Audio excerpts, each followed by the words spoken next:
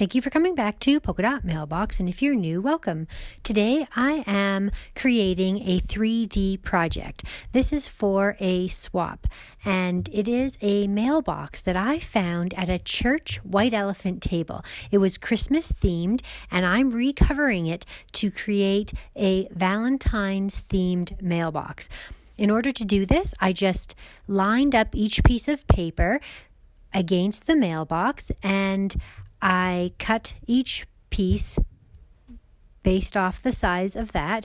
Then I inked the edge of each piece. I stitched each piece, and then I went and adhered each individual piece into its section. So I really liked the sturdiness of this. This 3D project has to go all the way to Australia for the Secret Cupid Swap that I'm a part of. It's 14 different girls, each opening a gift all the 14 days leading up until Valentine's Day.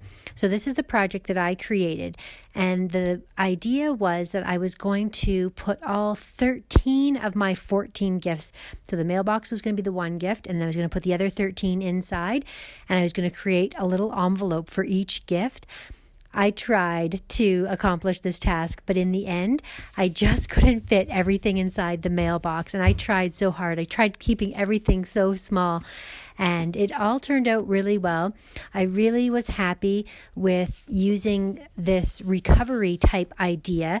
Not only does it give new life to something that was really cute and I'd like to see reused, but it also made it so that it was sturdy. There was a suggested gift list of 14 different things to either buy or create for your Cupid, and it was a 3D project. I don't have a cut, like a SVG cut file that I can use because I don't have a Cricut or a Silhouette or anything to cut with. I like to create away from technology when I'm going to sit down and use paper to craft with.